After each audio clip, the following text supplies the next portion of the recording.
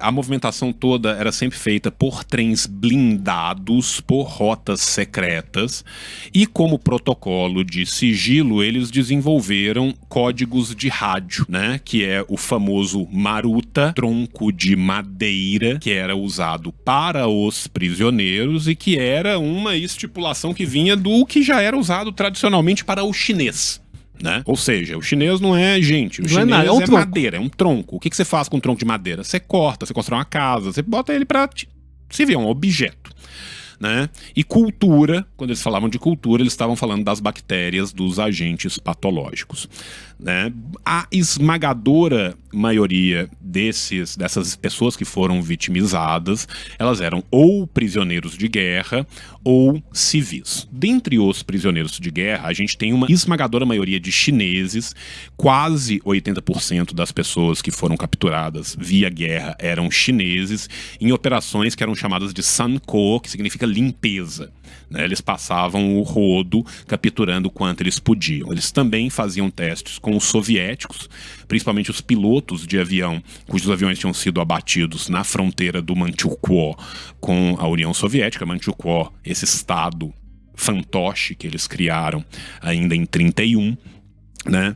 Também em coreanos que trabalhavam forçados em fábricas japonesas. No último episódio eu falei das zaibatsus, né? Que eram essas grandes zonas comerciais voltadas para o Japão.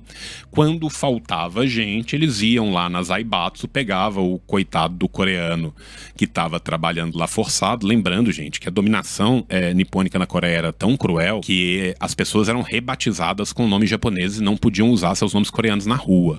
Se você era visto falando coreano na rua, você podia ser executado, né? A gente tem também as mulheres de conforto, né? Que é um termo terrível, forjado pelos japoneses para falar das mulheres coreanas que eram usadas para a prostituição forçada, né, pelos oficiais e pelos cidadãos japoneses. Enfim, dentre os civis, eles tinham falsos voluntários. Como que eles faziam? Eles anunciavam empregos em jornais locais. Chegava no jornal e falava assim: estamos precisando de carpinteiros. Para poder cortar o tronco. Para poder trocar o tronco. Né? Mulheres grávidas foram muito usadas para poder fazer testes de sífilis congênita.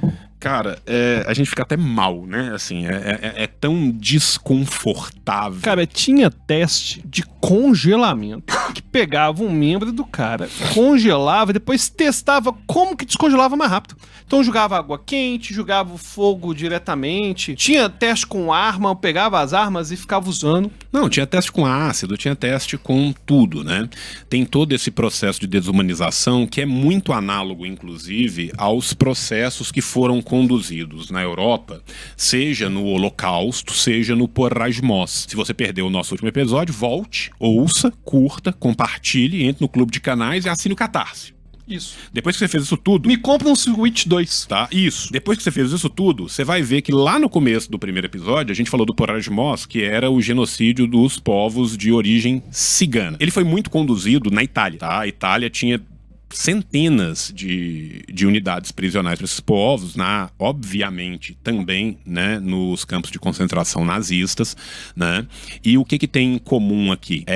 Não tinha tatuagem, não era só o judeu, ou o comunista, ou a pessoa LGBTQIA+, ou a pessoa que tinha uma neurodivergência. Da Europa, não, eles também tatuavam para marcar o gado que eles estavam usando. Eram tatuagens em código. Então, por exemplo, A-23, adulto chinês do lote A, né? Para exatamente forçar essa desumanização. Quanto mais desumanizado fossem aquelas pessoas, quanto mais fosse retirado delas qualquer possibilidade de ser considerado um ser humano, mais fácil ficaria para aquelas pessoas que estavam trabalhando ali, né? Porque a gente tem que lembrar que a gente tem uma cúpula que tá liderando, mas quem tá fazendo o trabalho grosso, quem tá jogando água quente, quem tá com um maçarico em cima do braço do cara, não é o médico pica das galáxias, alto coronel que tá lá, não. Às vezes ele tá por gosto, por amor à arte, mas quem estava trabalhando ali muitas vezes são trabalhadores militares japoneses de baixa patente que tinham sido recrutados para essa unidade em específico e estavam lá. Tem toda uma estrutura gigantesca aqui, gente. Lembra que a gente está falando de um complexo de 6 quilômetros quadrados com 150 construções dentro dele. Vocês acham que só tem médico ali dentro? Que só tem coronel ali dentro? Não, a grande maioria é de cidadão primário. A grande maioria é do cara que era pobre no Japão, foi circunscrito à força ou entrou no exército como uma tábua de salvação para poder comer e foi jogado para fazer isso. Enfim, são muitos os casos documentados, tá? Inclusive, no final da guerra, quando Harbin estava para ser descoberta, né? Porque o Japão estava perdendo a guerra, eles executaram os últimos 600 prisioneiros que ainda não tinham sido executados, todos de uma vez, para destruir evidência, né? Para dizer que aquilo ali era simplesmente mortos em combate. Né? Outra coisa que eles fizeram também eram experimentos naquela região, igual eu estava falando. Então, por exemplo, teve uma epidemia de cólera na China, na região, né, no final da guerra. Por que teve uma epidemia de cólera? Porque eles precisavam de espalhar todos os patógenos para eles não serem achados e não ter evidência. E aí, basicamente, eles espalharam nas casas dos camponeses. Fora o que eles já tinham espalhado como parte do próprio teste da unidade 731. Cara, teve peste bubônica, teve cólera, teve tifo, teve até antraz, cara. Teve de tudo um pouco, né? E essas táticas de disseminação deles eram as mais diferentes possíveis, né? Então, por exemplo, eles tinham aquilo que eles chamavam de bombas de porcelana, que era onde eles trabalhavam com a fábrica de ratos deles. Então, eles colocavam projéteis cheios de pulgas. Essas pulgas eram infectadas com diferentes agentes patológicos e eles atiravam contra a população civil. Não satisfeitos, né, em fazer, por exemplo, essas bombas de porcelana, eles também contaminavam alimentos para a população local, inclusive para criança. Sabe quando a gente fala de vilão de desenho animado? Vilão do Pica-Pau, vilão do Popeye, o cara que amarra a mocinha na linha de trem e oferece doces contaminados para criança? É literalmente isso, tá? Em Ningbo, em 1940, eles fizeram testes oferecendo doces contaminados para crianças.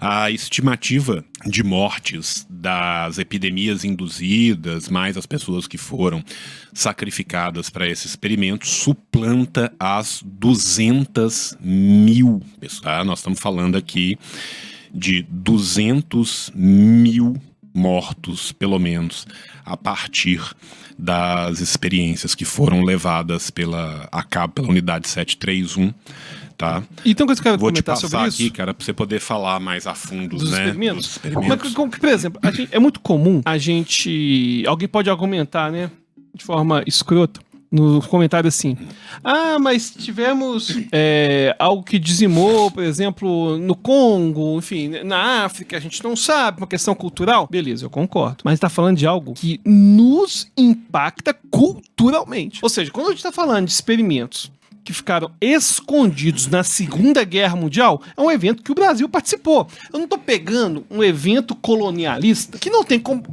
conexão. Eu não tô falando da Guerra da Manchúria, eu não tô falando... Entendeu qual que é o meu argumento? Entendo.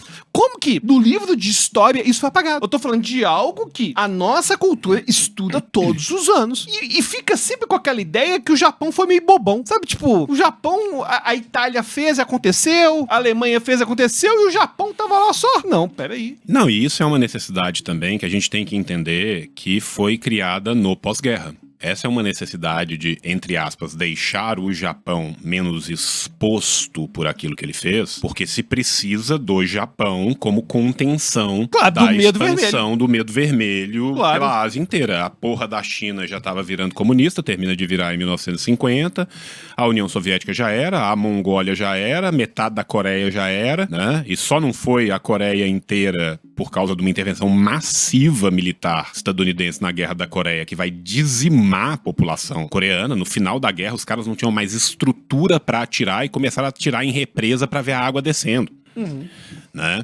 E o Japão, ele tem que ser usado como esse local de contenção, e para isso é escamoteado, isso é apagado do livro de história, né? Por isso que eu acho mais interessante, porque não é ignorado, é apagado. apagado. Quando a gente pega essas atrocidades que tem na África, não são necessariamente, quando a gente tem estudado uma coisa, apagada. É deixado de lado por uma visão ocidentalista. Aqui não.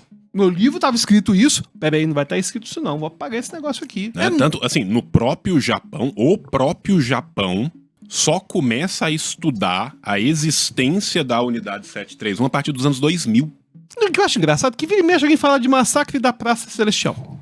O chinês médio sabe o que aconteceu lá. Sim. Beleza? Eu não tô falando aqui que foi menos... Não vou entrar em debate moral, enfim, história, não. Peraí. O chinês sabe o que foi o massacre da Praça da Paz é ruim de falar, né? Praça da Paz Celestial. Agora, o japonês médio não sabe o que foi a unidade 731. E não é só que o japonês médio não sabe o que foi a unidade 731. Durante 3 gerações depois da guerra, praticamente japonês nenhum sabia o que era a unidade 731. Foi secreto. Né? Foi parte daquilo que você chama de declassified, que a gente chama de os arquivos secretos, né, de guerra, como classified papers, e são aqueles arquivos, é tipo quando pega da ditadura brasileira, enfim, o que tinha guardado, secreto, que perdeu esse anonimato todo. E aí eu fiz uma lista aqui, alguns a gente até comentou, vou falar rapidamente aqui, do que aconteceu lá. Teste de congelamento, que eu já falei. Vivissecção em presos conscientes, porque abrir a pessoa viva sem anestesia para estudar o órgão, para ver quanto tempo que a pessoa vivia. Teste de arma branca, arma de fogo. Então tinha teste com baioneta, com espada, faca, lança-chama. Teste com arma química, tinha gás mostarda, tinha o lewisite, não sei se é assim que fala, ácido cianídrico, fósforo branco, Adamsite, fosgene, tinha teste com arma biológica, a gente já comentou, tinha infecção forçada de doença venérea. Principalmente em mulheres grávidas que depois eram submetidas a aborto forçado. Não, e muitos queriam ver também quanto que o bebê desenvolvia dessas doenças, se o bebê pegava, se o bebê não pegava. Tinha essa gravidez forçada pra fazer teste em bebê, tinha bebê, cara, que eles tinham nascido, recém-nascido. Quanto tempo, a curiosidade que eu tô, quanto tempo que o neném recém-nascido dura do lado de fora no relento? Coisa desse nível. Teve desidratação controlada, que os prisioneiros ficavam privados de água até a morte, para ver em quanto tempo que morria. Hipotermia com variáveis. Então, por exemplo, além de congelar, tá, e se o cara, antes de congelar, eu der uma alimentação diferente? Se antes de congelar, eu tiver uma roupa diferente? Se eu congelar no horário diferente? Cara, teve, até que a gente comentou já, amputação e reimplantação. O cara pegava um braço e implantava na perna. Inclusive fazendo cruzado para ver se rejeitava, se não rejeitava.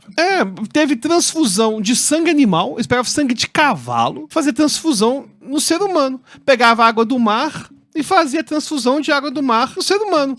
Tinha câmara hipobárica para fazer simulação de altitude.